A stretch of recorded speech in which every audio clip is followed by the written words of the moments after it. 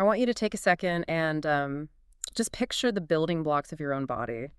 Just visualize it for a minute. Like really zoom in. Yeah, exactly. You zoom all the way, past your skin, past the cells, past the complex molecules and the proteins, right down to the fundamental atoms. And then inside those atoms. Right. What's inside those atoms? Electrons, protons, neutrons.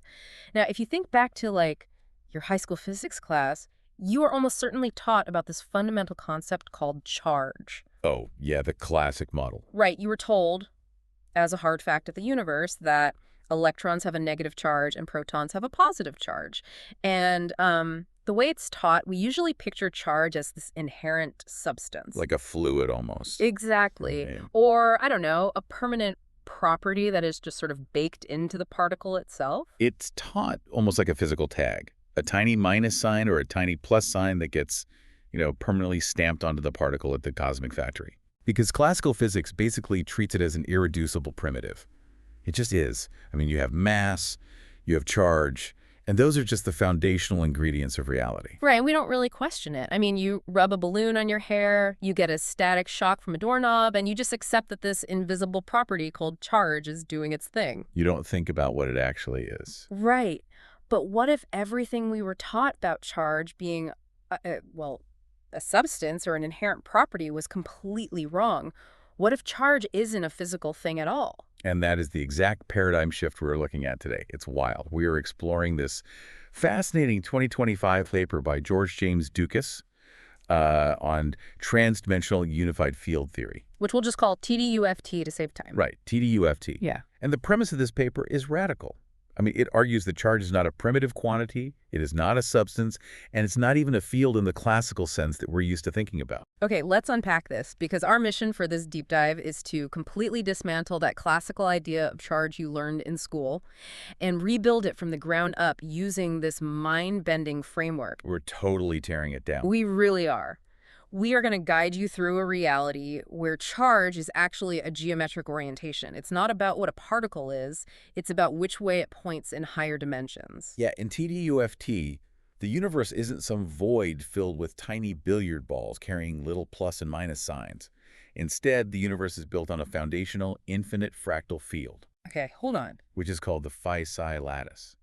But basically, charge is entirely an emergent property arising from this lattice. Got it. Particles get their identities entirely from their geometric alignment within two fundamental branches of this field. So you've got the phi branch and the psi branch. And I want to remind you, the listener, that this isn't just, abstract esoteric math meant for a chalkboard in a university basement.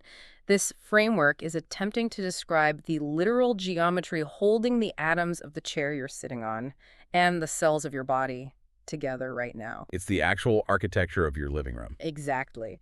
So let's get into the matrix of reality here. Before we build up, we need to unlearn. If charge is not a substance, what exactly is this phi-psi field?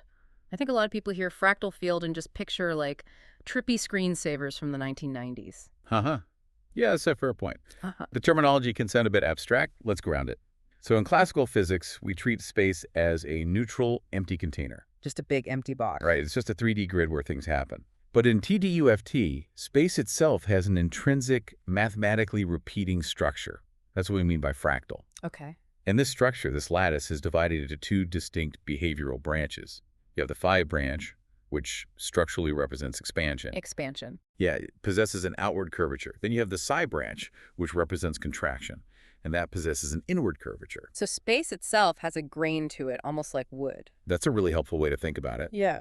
And here is where it connects to our daily reality. I mean, classical physics treats polarity, positive and negative, as arbitrary labels. Just names we made up. Exactly. But Dukas argues that the phi branch, with its outward expansive curvature, is the geometric reality of what we call positive polarity. Oh, interesting. And then the psi branch, with its inward contracting curvature, is the reality of negative polarity. So an electron doesn't, literally have negative charge. It's just interacting with the contracting inward part of space. Yes, precisely. What Dukas calls the dimensional ladder, or the D ladder, is not a neutral sequence of spatial dimensions. The D ladder inherently carries this directional charge polarity. It's built right in. It is woven into the geometry. If a resonance, and by resonance I mean a localized vibration in the field, which is what we perceive as a particle, Yeah. if that resonance aligns with the psi branch, it experiences contraction. And then we measure it. Right. We stick our instruments in, measure that contraction, and call it a negative charge. If it aligns with the phi branch, it experiences expansion, and we call it a positive charge. Okay, let me try to put a visual on this for you. Instead of thinking of charge like paint on a car, where an electron is painted blue for negative and a positron is painted red for positive, it's more like a car driving on a steeply banked racetrack. I like this. The charge isn't the car itself, right? The car is completely neutral.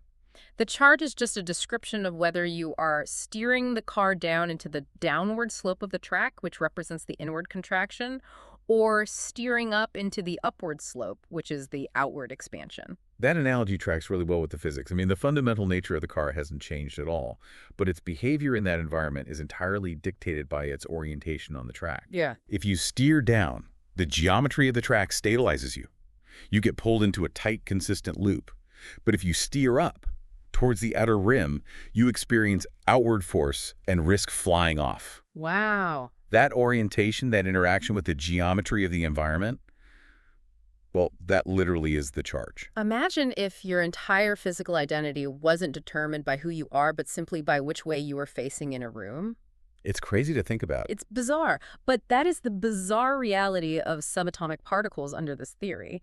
But that immediately raises a massive question. If charge is just a direction, what exactly is doing the steering? Yes. Like, how does an electron, which obviously doesn't have a brain or a steering wheel, know which way to face in this microscopic racetrack? That brings us to the geometric engine of this entire theory. So Dukas calls it the dimensional compass. Dimensional compass. Yeah, and it's defined mathematically by something called the charge triad operator. The full charge identity of any particle is defined by a specific equation. It's Q equals SD times D plus minus times V dear. Okay, wait. Those three variables. I'm going to stop you right there because reading math equations out loud on a deep dive is a great way to lose people. Fair enough, huh? Let's break those three variables down conceptually. Why are there three things, and what do they actually do physically? Because axis 1 is SD, right? The spin director. Right, and let's separate this from what people might have heard in popular science. The spin director is not classical quantum spin. Oh, it isn't? No. When physicists usually talk about quantum spin, they're talking about a form of angular momentum, like a top spinning on a table. Right, that's what I always pictured. Most people do. Yeah.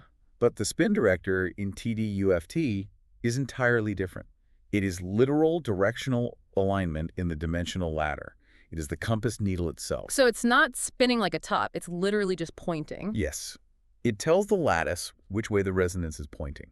It basically determines which branch, the expanding phi or the contracting psi, will dominate the particle's behavior. Okay, that makes sense.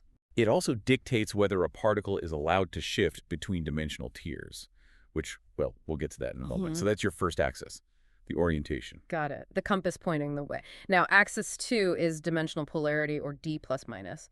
If I'm following the logic here, that's simply the actual branch the particle is currently occupying, right? Exactly. Like whether the track is banked towards the positive expansion or the negative contraction. Right. It is the embedded polarity of the fractal field itself. It's the environment the particle is subjected to. Okay. And finally, axis 3 is the vibration direction, or V dear. You really have to remember that in this theory, a particle isn't a solid dot. It is a localized oscillation, a resonance in the field. Like a plucked guitar string vibrating in a specific spot. Exactly like that. The vibration direction is the internal axis of that oscillation. It determines how the resonance physically moves inside its local space. Oh, I see. And crucially, it reinforces or modifies the branch dominance that was set by the spin director. Okay, let me make sure I'm wrapping my head around how these three work together, because this is wild. If the spin director is the steering wheel pointing the car north, and the dimensional polarity is the bank track itself, is the vibration direction like the pistons firing in the engine, like it decides how the car mechanically vibrates and propels itself as it moves along that steered path. That is a very cohesive way to visualize it, yeah. Yeah. The steering wheel sets the alignment, the track provides the environmental constraints, and the internal mechanics of the engine dictate the localized movement along that path. Oh. When you mathematically multiply those three geometric properties together, you get a volume, a complete geometric shape. And that shape is the complete charge identity of the particle. It's just staggering when you think about the elegance of this triad, because in traditional physics, we have something called the standard model. The same as particle zoo. Right, it's playfully called the particle zoo because Right. there are dozens of fundamental particles. You have up quarks, down quarks, muons, tejas, neutrinos, All of them. and they all have these completely arbitrary masses and charges that we just have to accept as brute facts. Like, we don't know why an electron has the exact charge it does. We just measure it and write it down in a textbook. We just accept it. But in TDUFT, all 25 particles defined in the theory are just different geometric combinations of these exact same three axes. Yeah, it replaces an arbitrary list of ingredients with a single unified geometric mechanism. I mean, it's a profound simplification of nature. It basically argues that the universe isn't making 25 different kinds of matter. It's making one kind of resonance and just pointing it in 25 different directions. Okay, but this exposes a logical gap to me. If this compass dictates everything, and charge is just a direction in this phi-psi field, why don't we see these effects everywhere, all the time? What do you mean? Well, if an electron is just sitting there at rest, why doesn't its charge constantly interact with everything around it in a massive geometric cascade? How does a particle actually move through this field? Ah, okay.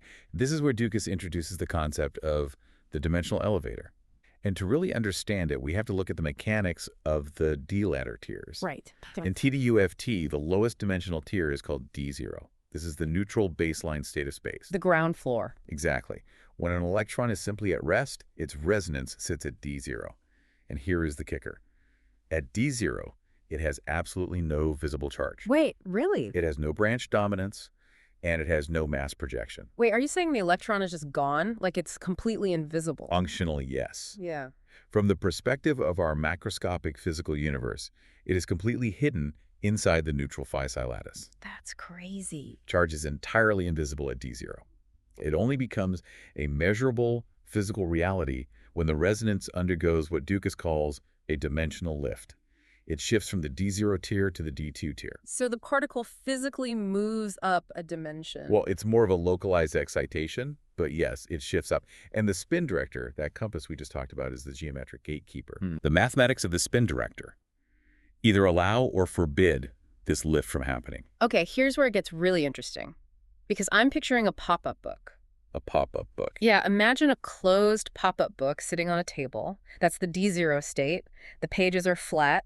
The 3D structure is completely hidden. The book is just a neutral rectangle. You wouldn't know a castle was inside it. Right. But undergoing that dimensional lift to D2 is like opening the page. Suddenly, the 3D paper castle pops up. The charge pops up and becomes visible. That is an excellent analogy. Because the paper and the folds were always there. The structural orientation was already built in, but you just couldn't interact with it or see it until the page was open. Exactly.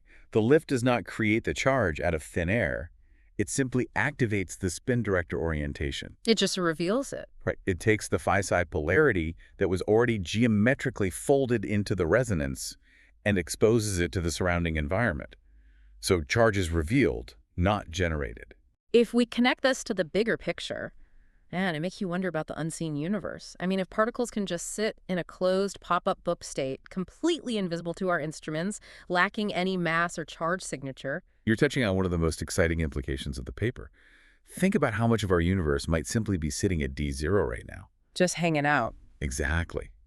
The vast stretches of what we perceive as empty space, or perhaps even the elusive dark matter that astrophysicists have been hunting for decades. Oh, wow. It could be right in front of us, simply lacking the geometric activation, just waiting for a dimensional lift to reveal its properties. So we've got this pop-up book mechanism. The lift explains how charge appears in our physical reality. But what blew my mind when reading your notes on the source material is that this specific mechanism also perfectly explains one of the greatest unsolved mysteries in all of physics. Oh, the asymmetry. The massive asymmetry of our universe. I'm talking about why matter survives and why antimatter destroys itself. Ah, yes. The tale of two particles, the electron and the positron. Give us the quick classical physics background on this, just for context. Why is this such a big deal? Well, back in the 1920s and 30s, physicists like Paul Dirac realized that the math of quantum mechanics allowed for antiparticles. Right. Basically, every particle should have a twin with the exact same mass, but opposite charge. So the antiparticle to the negative electron is the positive positron. Makes sense on paper. But here is the massive problem that has plagued physics for a century. If matter and antimatter were created in equal amounts at the Big Bang, they should have annihilated each other instantly. Right, just boom.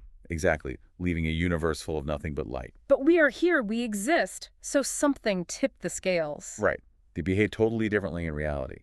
Electrons are incredibly stable. I mean, they orbit the nuclei of atoms, they form chemical bonds, they build up all the biological matter in your body. They're the good guys. Haha, yeah.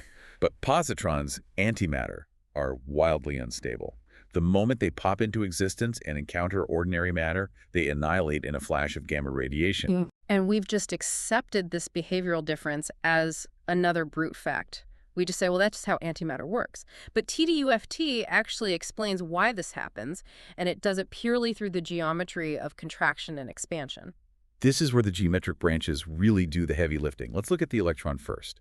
It is negatively charged because in this framework, its spin director aligns it so that it is psi dominant. Meaning it interacts with the psi branch. Yes. And what is the fundamental property of the psi branch? Inward contraction. Exactly. Yeah. This inward contraction physically stabilizes the resonance.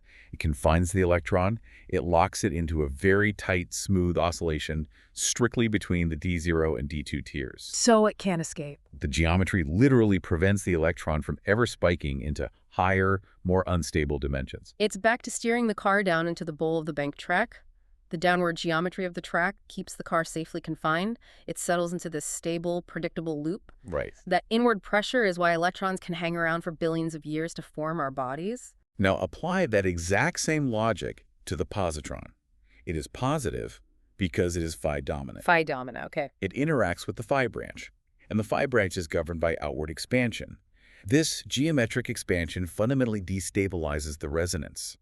The outward curvature increases something called torsion, essentially a twisting stress on the particle. Because it's trying to expand infinitely outward. Yes. The positron simply cannot remain confined to the stable D0, D2 loop. The outward pressure forces it to uncontrollably spike into the third dimension, D3. Oh. And because it reaches this higher dimension, it cannot maintain its structure, and it inevitably decays or annihilates. So TDUFT empirically proves that the mass of the electron fundamentally equals the mass of the positron because they share the exact same geometric core. They are made of the exact same dimensional material. Yes, entirely. But it perfectly explains their behavioral asymmetry without having to invent any new physics rules. It's just the mechanical difference between inward geometry acting as an anchor and outward geometry acting as a centrifuge. It solves the stability asymmetry instantly. I mean, stability in TDUFT isn't a static property written on a particle's name tag. It's a dynamic, physical oscillation behavior, completely driven by your branch orientation. Wait, hold on. I'm going to push back here because I see a massive logical contradiction. Okay, let's hear it. If positive charge inherently means outward expansion, instability, and inevitable decay, how do protons exist? Protons are positively charged. They are the core of every atom in the universe. They are. And protons are incredibly stable. They practically last forever. If positive means outward and unstable, protons should just tear themselves apart in microseconds. I am so glad you caught that because it is the exact logical hurdle that Dukas addresses in Chapter 8 of the paper. Okay, so he saw this coming. Oh, definitely. It brings us to a beautiful concept called composite charge. You have to remember what kind of particles we are dealing with here. An electron and a positron are fundamental, isolated single resonances. Just one thing. Right. A positron is purely 100% phi dominant, so it tears itself apart. But a proton is completely different. It is a baryon. What does that mean in plain English? It means a proton is not a single point of geometry. It is a composite system. It is basically a bag made of 3 smaller particles called quarks. Specifically, 2 up quarks and 1 down quark. Okay, so it's a team effort. The proton is a committee. Exactly. And in a composite system, stability isn't determined by a single orientation. It is determined by the vector sum of all the individual quark orientations combined. Like adding up the forces of 3 people pulling on ropes. Precisely. Let's look at the protons committee. It contains 2 quarks that have fractional alignments leaning towards the psi-dominant branch, meaning they naturally want to contract inward. Yeah. It only has 1 quark that leans toward the phi-dominant branch, wanting to expand. When you add their complex, localized vibration directions together mathematically, the overall composite vibration direction of the entire proton system pulls inward. it contracts. Oh, wow. So even though the final external output, like the face it shows to the universe, reads as a positive charge to our lab instruments, Yeah. the internal geometric machinery is actually dominated by the stabilizing inward contraction of its parts. The internal parts are mathematically rigged to pull inward. That composite orientation is the only thing that saves the proton from annihilating. It's this delicate, incredible geometric balancing act that manages to produce a positively charged system that doesn't rip itself apart.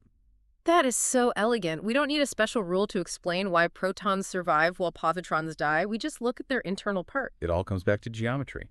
And this composite behavior hints at something deeper. We've talked about positive and negative whole charges, but if charge is literally just an orientation vector like an angle in space, how do particles with weird fractional charges or no charge at all fit into this? Let's take a look at section 5 from the outline, Beyond the Basics, Photons, Quarks, and Dark Matter. Let's start with quarks, since we just mentioned them in the proton.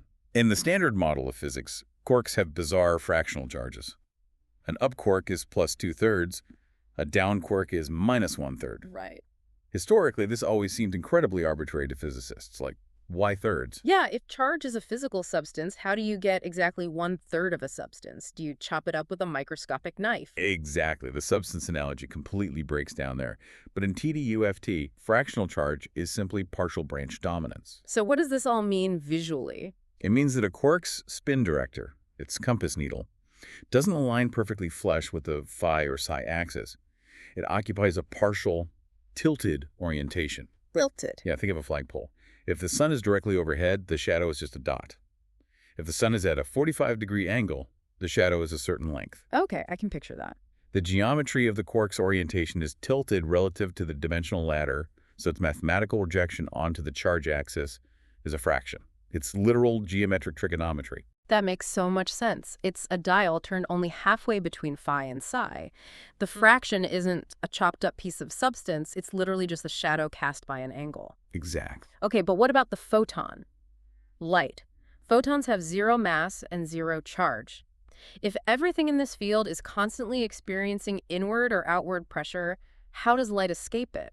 The photon is neutral, meaning a charge of 0, because it has an orthogonal or perfectly perpendicular triad. Perfectly perpendicular. Its spin director has absolutely no alignment with either the phi or psi branches. It points exactly 90 degrees away from them. Yeah. And its vibration direction is also completely perpendicular to the d-ladder polarity. So it's walking perfectly on a tightrope between the two branches. It is perfectly balanced, never leaning into expansion, never leaning into contraction. Right, and because it is perfectly balanced, it normally doesn't interact with the charge field, and it casts no mass shadow. But here is the brilliant part where TDUFT aligns with modern high-energy physics.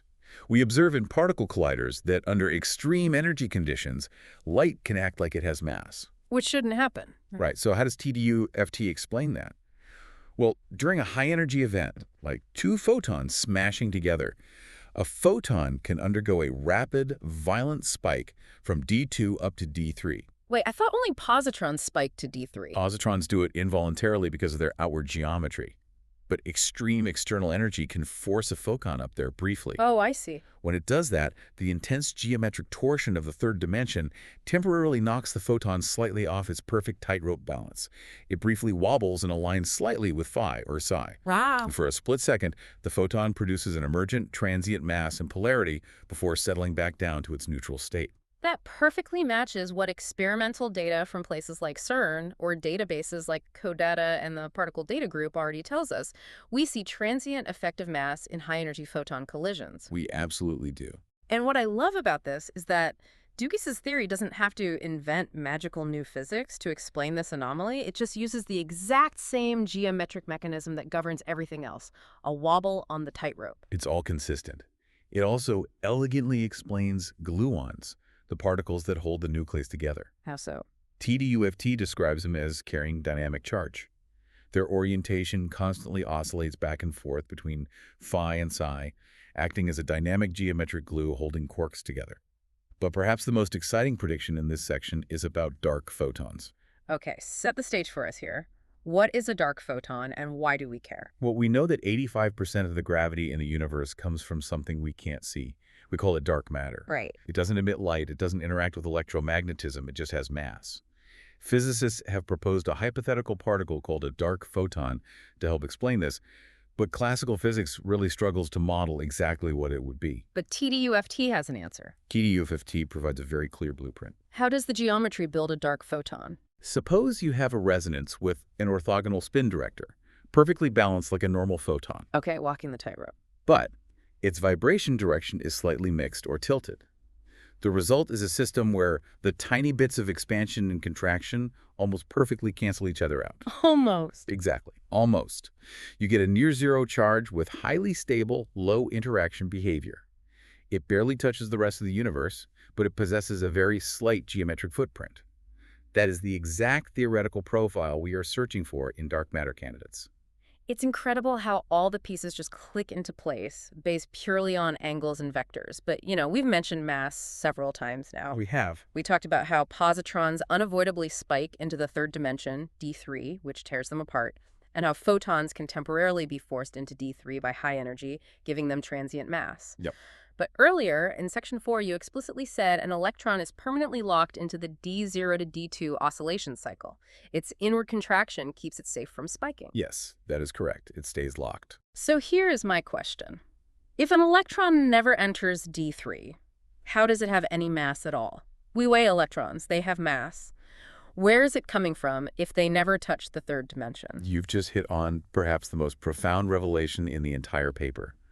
Chapter 6 and Chapter 11 detail what Dukas calls the Great Illusion, the D3 mass projection shadow. The Great Illusion. Yes. The fundamental rule of this framework is this. The electron never, ever enters the third dimension. Never. Never. Mass is not caused by the particle physically moving into D3 and taking up space there. Instead, the D3-dimensional tier acts as a mathematical projector. A projector? It sits above the lower dimensions, mathematically speaking, and it casts a geometric shadow downward onto the electron's D0-D2 oscillation cycle. Okay, let's visualize this. I'm going to try an analogy here. Go for it. Imagine you are standing on the first floor of a building. That's your safe, stable D0-D2 cycle. Now imagine there's an incredibly bright light up on the third floor, D3. You never go up to the third floor. You never even walk up the stairs. You stay on the ground floor. But the light from the third floor shines down through, like, a metal grate in the ceiling, and it casts a shadow of you onto the ground floor. What TDUFT is saying is that that shadow is your mass. That is exactly the mechanism. The physical weight we measure as mass isn't the particle itself. It's the 3D shadow cast upon it by the higher dimension. Wow. The D3 mass operator, which is defined mathematically as m equals d cubed times t squared, does not elevate the particle. It just projects onto it. And here is where it ties everything together. Let's hear it. The geometry of that shadow is entirely dictated by your charge orientation. Oh, because the angle you are facing changes the shape of the shadow? Precisely. If you're pointing the right way, if you have that inward psi-dominant electron orientation, the shadow that gets cast down on you is stable, solid, and consistent. Okay. But if you're pointing the wrong way, like the outward phi-dominant positron, then you are leaning into the expansion. And that outward orientation means the light hits you differently.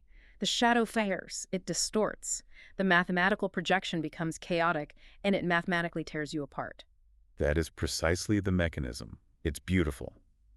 But to really appreciate how groundbreaking this is, we have to look briefly at the math. Just briefly. Right. Conceptually, this entire projection relies on what Dukas calls the universe equation, which is phi squared minus phi minus 1 equals 0. Okay, I recognize that. That's the formula related to the golden ratio. It shows up in nature all the time, sunflower, spiral galaxies, seashells. Yes. It is the structural core of reality in TDUFT. It defines the optimal geometry of space. But mathematically, a pure zero, which is what a closed loop at D2 essentially is, doesn't give you a measurable finite mass. Right, zero is zero. A shadow of nothing is nothing. So how does a pure geometric zero become the exact, calibrated, non-zero mass of an electron that we measure in a lab? It relies on what the paper calls a damping series. Think of it as an infinite series of geometric echoes. As the shadow is cast, it bounces back and forth between the dimensions. To ensure the mass doesn't compound and balloon into infinity, the universe applies this damping series to attenuate or shrink the echoes. Okay, so it's basically keeping the projection under control. Yes. And the control mechanism depends entirely on eigenvalues. Hold on, I haven't taken a linear algebra class in 20 years, and I know our listeners don't want to do calculus right now. Uh-huh. Understood. What is an eigenvalue in this context? Let's ELI 5 this. Fair enough. Think of an eigenvalue simply as a scaling factor, a multiplier. When a mathematical operation happens in a system, the eigenvalue tells you whether the result gets bigger, stays the same, or shrinks. Okay, so if the eigenvalue is 2, the thing doubles. If it's 0.5, it shrinks in half. Exactly. Because the electron's shadow is a psi shadow, which is driven by inward contraction, its mathematical eigenvalue is strictly less than 1. Which means it shrinks. Yes. Every time the system oscillates, any mathematical perturbations, any tiny chaotic wobbles or instabilities are multiplied by a number less than 1. So they disappear. Exactly. They shrink to 0 exponentially fast. Hmm. The mass is permanently locked in, perfectly finite, and completely stable. The geometry actively corrects itself. And let me guess, the positron's shadow works the opposite way. You guessed it. The positron's phi shadow, driven by outward expansion, generates an eigenvalue greater than 1. So a tiny wobble gets multiplied by, say, 1.5, then 2.2, then 3.3. Perturbations grow exponentially with every oscillation. The mathematical shadow destabilizes rapidly, the projection shatters, and the physical particle annihilates. This is unbelievable because this solves a massive philosophical problem in physics. For decades, we've treated mass as a primitive input. We just measure an electron, say it weighs exactly 9.1 times 10 to the negative 71 kilograms, and plug that number into our textbooks. We never ask why. Exactly. We never knew why it weighed that exact amount. It was just a given. But under TDUFT, mass isn't a primitive input at all. It is the eigenvalue of the D3 shadow operator acting on a pure geometric zero. Geometry literally creates physical weight. Wow. The universe equation provides the foundational core, the dimensional lift activates the orientation compass, and the shadow projection realizes the finite physical mass based on whether the geometry is pulling inward or pushing outward. And we also see this shadow mechanism dictate the most unstable things in the universe, like the Higgs boson, right? The notes mention the Higgs decay as a high phi shadow. Yes, absolutely. In particle colliders, we see the Higgs boson pop into existence and then vanish almost instantly. It's super fast. Right. In TDUFT, the Higgs sector resonances have extreme overwhelming phenomenons. Their outward expansion is so incredibly rapid, and the geometric torsion is so overwhelmingly high that their mass projection shadow has a massive eigenvalue. So it just blows up. It collapses almost the very instant it forms, resulting in the rapid, chaotic decay paths we observe experimentally. So the stability of the entire physical world, the fact that I have a solid body and the chair beneath me supports my weight, comes down to whether a geometric mathematical eigenvalue is slightly less than 1 or slightly greater than 1. That's what it boils down to. That perfect balance where infinite mathematics somehow creates a finite, stable shadow you can actually interact with reveals the deepest secret of the TDUFT framework. Which brings us to the final piece of the puzzle, section 7 of the outline, the ultimate philosophical and physical underpinning of charge itself. Let's get into it. It's bidirectional entropy, and it's covered in chapter 17 of the source material. This is where we zoom all the way out from the microscopic particles to the structure of the cosmos itself. Let's talk about entropy, because usually we hear entropy described as chaos or things falling apart. The coffee cup cools down, the room gets messy. That's classical thermodynamic entropy, the inevitable march toward disorder. But Dukas defines a deeper geometric entropy governing the field itself. And we have to ask a foundational question. How can an infinite continuous fractal structure produce discrete, finite things like electrons? The answer is that the phi-psi field is governed by entropy flowing in two opposing directions simultaneously. Bidirectional, outward and inward at the same time. Yes. Let's look at outward entropy first. This is driven by the infinite fractal lattice itself, the phi lattice. The fundamental nature of this lattice desires endless geometric recursion, boundless structural expansion, and infinite dimensionality. It wants to keep going. It wants to keep unfolding forever. Like a fractal zooming in on a computer screen infinitely. If only outward entropy existed, what would the universe look like? It wouldn't look like anything we could recognize. The universe would be chaotic, infinite fractal noise. There would be no boundaries, no solid surfaces, no distinct particles, just a boiling, endless expansion of geometric complexity without any solid matter to anchor it. But obviously, I can knock on a wooden desk, so that there is a counterforce to this infinite noise. Inward entropy. This is the convergent damping we just discussed, the psi contraction. Right, right. The inward curvature of space acts to mathematically suppress higher modes of vibration. It forcefully attenuates or dampens the infinite recursion, and it actively selects finite, stable, bound resonances. This raises a massive question. If these two titanic forces are constantly at war across every millimeter of space, infinite expansion versus crushing contraction, what is the result of that war? The electron. The electron exists perfectly at the balance point of this war. It inherits the infinite geometric scaffolding from the outward flow, which connects it to the fundamental universe equation. Right. But the inward damping series reins it in, converging it into a finite, stable, measurable reality. It's like a cosmic tug of war. The outward universe is desperately trying to expand into infinite chaotic complexity, pulling the rope outward, but the math of contraction acts like a massive anchor, pulling it back just enough to form, well, us, solid matter. Exactly. And charge is just the label we gave to the rope in that tug of war. That is beautifully put. The charge orientation operator, that triad we spent so much time on earlier, is not an isolated math trick to explain particle behavior. It is the literal, physical, geometric expression of a universe breathing in and out simultaneously. Breathing in and out. Charge is the physical signature of this bidirectional flow of entropy. I want you, the listener, to really let that sink in for a moment. Think about your own existence. The reason the matter in your body doesn't dissolve into infinite fractal noise, the reason your chair physically holds you up against gravity, is because the negative charge of the electrons in your atoms is a literal physical manifestation of inward stabilizing entropy. It's holding you together. You are physically held together by the universe's mathematical demand for finite stability amidst infinite expansion. It fundamentally changes how you view your interaction with the physical world. I mean, it makes every physical touch a geometric interaction with the deep structure of space. It really does. It's almost spiritual in its mathematical beauty. Okay, let's take a breath and recap this incredible journey we've been on. We started by completely unlearning the classical idea of charge. We realized it's not a fluid, it's not a physical tag stamped on an atom, and it's not a substance. Nope, none of those things. It is simply an orientation, an angle in a fractal geometric psi field. We explored the dimensional compass, the three-axis triad of the spin director, the dimensional polarity, and the vibration direction. We saw how this geometric volume mathematically defines whether a resonance acts as a stable electron, an unstable positron, or a neutral photon.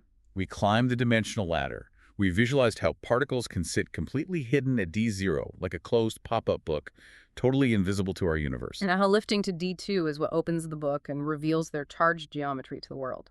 We uncovered the great illusion of mass, proving through the math of eigenvalues that low-dimensional particles never actually enter D3. Instead, they receive their physical weight from a geometric mass projection shadow cast down from a higher dimension.